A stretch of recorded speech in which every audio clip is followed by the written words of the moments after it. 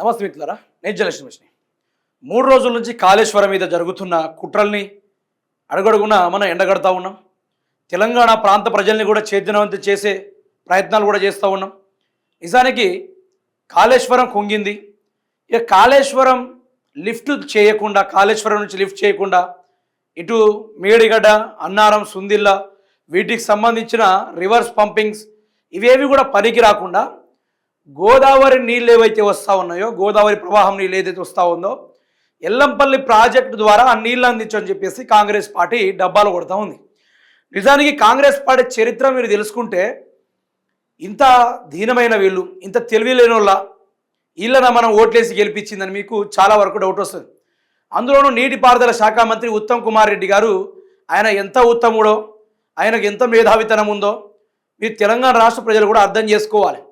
నేను నిన్న ఇదే మేడిగడ్డ విషయంలో, ఇదే ఎల్లంపల్లి ప్రాజెక్ట్ విషయంలో అసలు దానికి సంబంధం లేకుండా వాటర్ మనం లిఫ్ట్ చేయలేం. అసలు ఎల్లంపల్లి ప్రాజెక్ట్ అనేది ఏదో వెనకటి కాలం లెక్కనే చూసుకోవడానికి తప్ప వాడుకోవడానికి పనికి వచ్చేది కాదు. అట్లాంటిది కేసీఆర్ గారు మేడిగడ్డ ఈ యొక్క కాళేశ్వర అంతర్భాగంలో ఇది ప్రధానంగా దాని పాత్ర అనేది పోషిస్తుంది. మొదలైంది ఆ యొక్క ఈ మొత్తం వాటర్ సిస్టమ్ వల్ల మేడిగడ్డ కానీ, అన్నారం కానీ, సుందిల్ల కానీ, ఎల్లంపల్లి కానీ, ఎస్ఆర్ఎస్పి కానీ, కడెం ప్రాజెక్టే కానీ, శ్రీశైలం కానీ వీళ్ళన్ని కలయిక చూసుకుంటే తెలంగాణ రాష్ట్రానికి 18 నుంచి 20 లక్షల వరకు ఆయకట్టుకు నీళ్ళు అందించవచ్చు అని చెప్పేసి ఒక ప్రభుత్వ నివేదిక అయితే ఉంది. ప్రభుత్వానికి సరిపడా ప్రభుత్వం చెప్పిన ఆ యొక్క నివేదిక అయితే ఉంది. అయితే ఇక్కడ జరగాల్సింది ఏంటిది, తెలుసుకోవాల్సింది ఏంటంటే ఈ మేడిగడ్డ చరిత్ర అంటే ఏంది. ప్రతి ఒక్కరు మేడిగడ్డ మేడిగడ్డ అని చెప్పేసి కాంగ్రెస్ పార్టీ దాని మీద సబ్జెక్ట్ లేకుండా సోది మాట్లాడుతున్న విషయాలు మనం చూస్తూ ఉన్నాం. కానీ నిజాలు తెలుసుకుంటే కేసీఆర్ గొప్పతనం ఎందుకు కనబడుతుంది. ఇక్కడ నిన్న కూడా అదే చెప్పా. 2014 ముందు తెలంగాణ బ్రతుకులు చాలా దీనంగా ఉండే, తెలంగాణ ప్రాంతం చాలా దీనంగా ఉండే, ఎటు చూసినా కూడా తెలంగాణ తల్లి ఆగమయ్యేటట్టుగా ఉండే అని చెప్పేసి మనం చాలా వరకు దాని గురించే మాట్లాడడం కూడా జరిగింది. అయితే మీకు ఇక్కడ ప్రధానంగా చెప్పాల్సింది ఏది మిత్రులారా అంటే, ఇక ఇది అసలు స్ట్రక్చర్ ఇది. మేడిగడ్డ కానీ, తమ్ముడిహెట్టి కానీ, ఎస్ఆర్ఎస్పి కానీ, ఎల్లంపల్లి కానీ, మిడ్మానేర్ కానీ ఈ మొత్తం అసలు సిస్టాన్ని ఒకసారి వివరించుకునే ప్రయత్నం చేస్తా.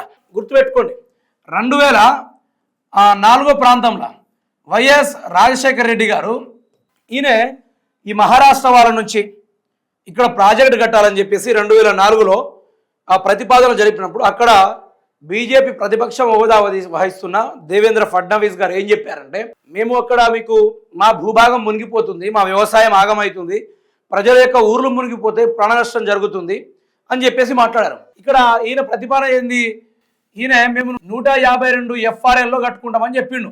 అంటే ఈ హైట్లో కట్టుకుంటామని చెప్పిండు. ఆ హైట్లో కట్టుకుంటే మనకు దక్కేది నీళ్ళు ఎంత, 1.08 TMCలు మాత్రమే. అంటే ఈ నీళ్లు తిప్పి కొడితే 2 చెరువులకు కూడా సరిపోవు.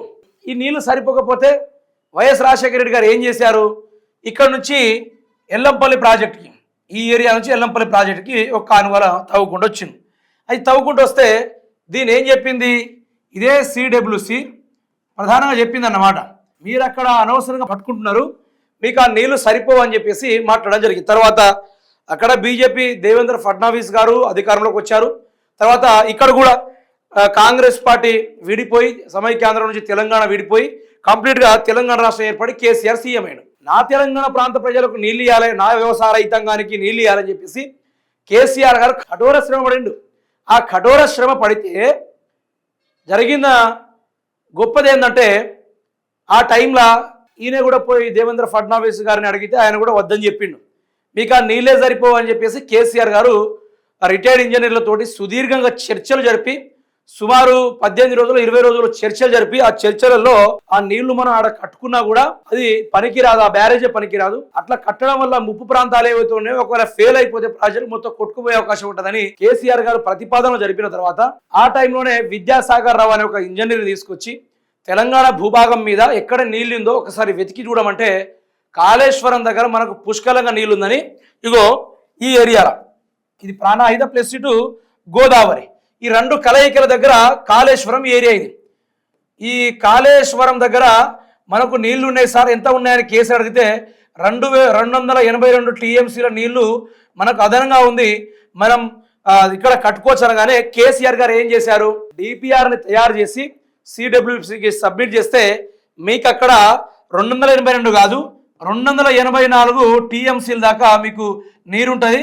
మీరు 365 రోజులు కూడా నీళ్ళని ఎత్తుకోవచ్చు తెలంగాణ ప్రాంతానికి. ఇట్లా చేయొచ్చు అని చెప్పగానే కేసీఆర్ మేడిగడ్డ నిర్మించిండు. అయితే దాన్ని చెప్తా ఉన్నారు, కట్టినప్పటి నుంచి ఒక్కసారి కూడా తూములు బంద్ చేసి నీళ్ళు అందియాలని చెప్పేసి కాంగ్రెస్ పార్టీ కాంగీలు ఉరుతా ఉన్నారు. నిజం చెప్పాలంటే ఎండాకాలంలో మత్తలు పడిన చరిత్ర మీరు చూసిర్రు కదా, మీ తాతలు మీ ముత్తాతలు మనం ఎప్పుడు కూడా చూడలే. ఎండాకాలంలో కూడా మత్తళ్ళు పడడం మన తాతల ముత్తాతల కాలం నుంచే చూడలే. అక్కడ దాకెందుకు, ఒక చెరువు మత్తడి పడాలంటే అలుగుపడాలంటే ఒక్కొక్క చెరువుకి 14 సంవత్సరాల చరిత్ర ఉంది, ఇంకొక చెరువుకి 5 సంవత్సరాల చరిత్ర ఉంది.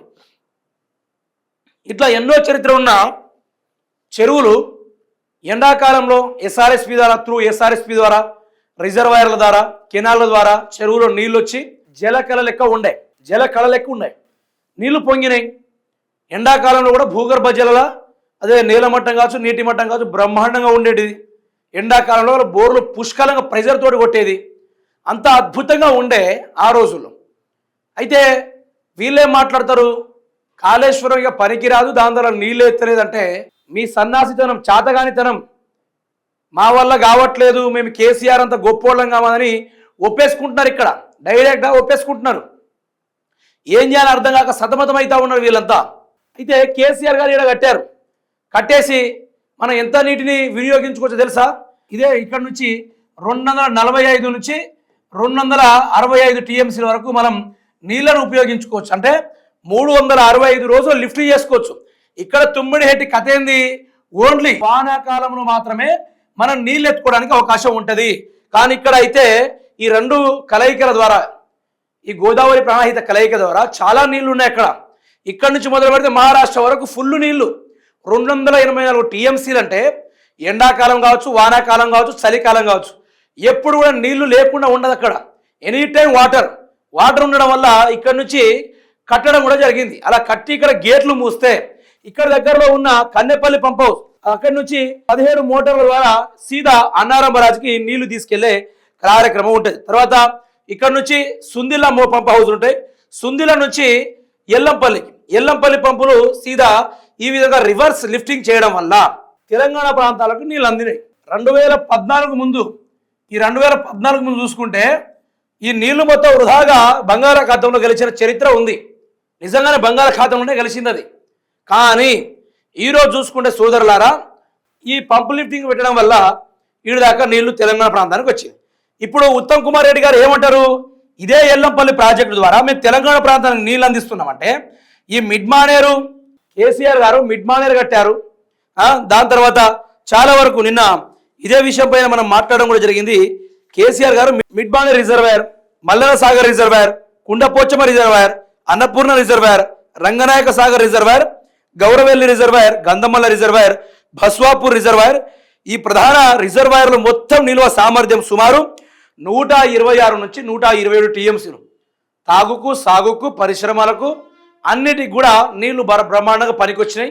తెలంగాణ ప్రజలు అదేవిధంగా వ్యవసాయ రంగాన్ని సాధించి వాళ్ళు కూడా చాలా వరకు అభివృద్ధిలోకి వచ్చారు. తెలంగాణ అభివృద్ధి బాట నడిపించారు. అయితే ఉత్తమ్ కుమార్ రెడ్డి తెలివైనడు అనుకున్నా కానీ ఇంత తెలివి తక్కువ పని అనుకోలేదు.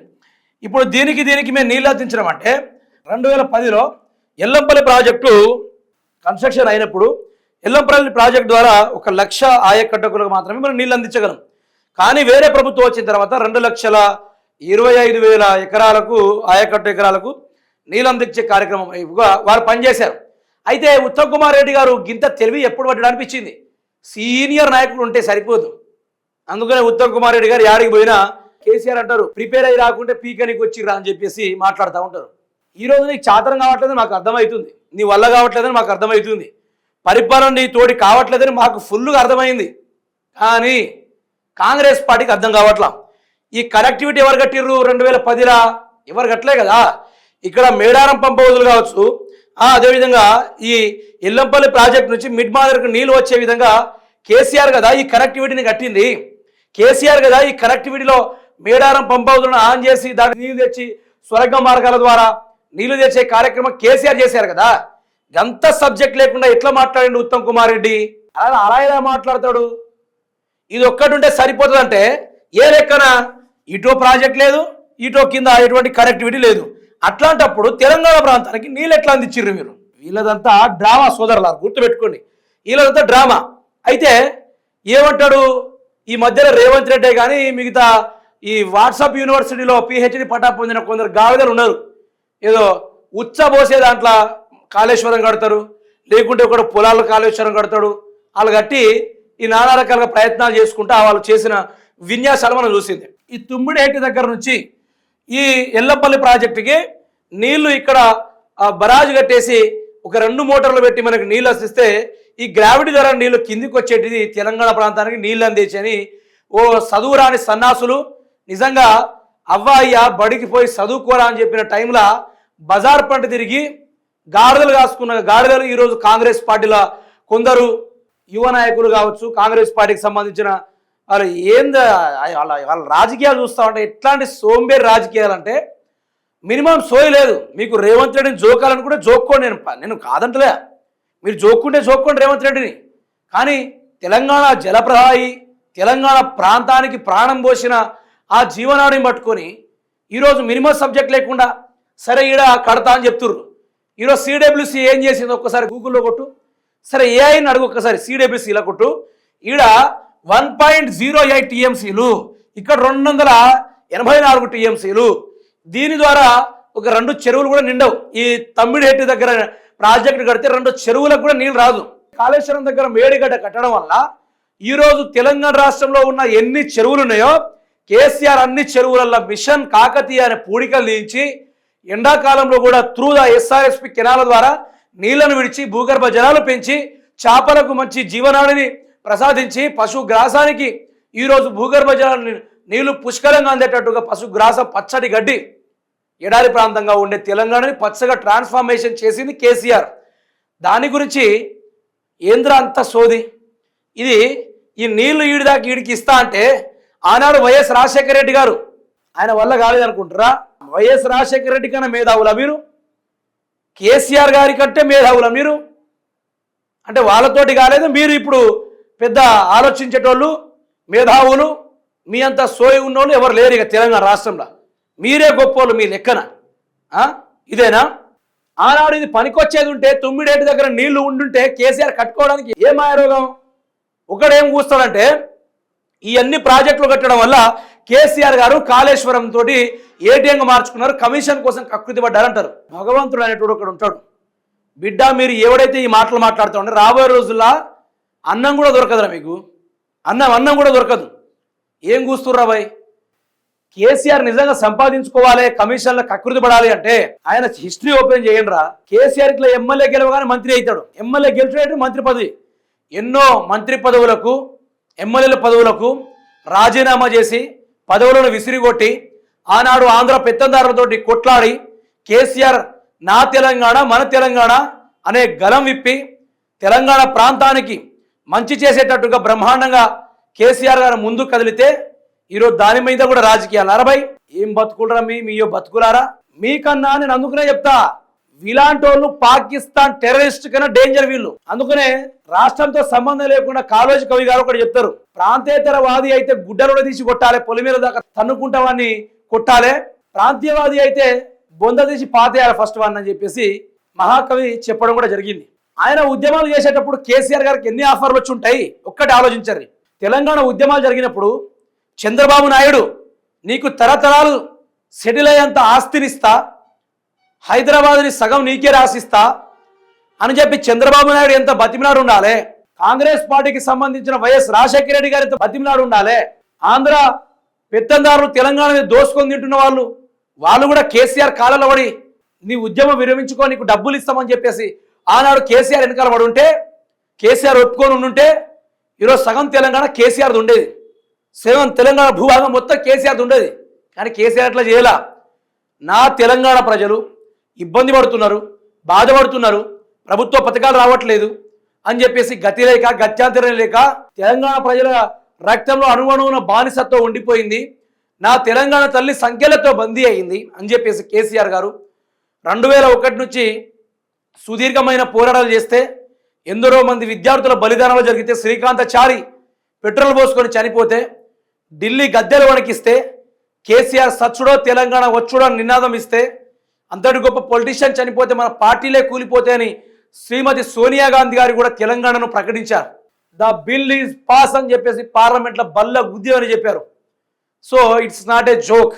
అవన్నీ గుర్తుపెట్టుకుని కేసీఆర్ గారు ఒక్కటే తెలుసుకున్నాడు, ఈ రాష్ట్రంలో ఉన్న అన్ని రాష్ట్రాల కన్నా నా రాష్ట్రం మెరుగ్గా ఉండాలి.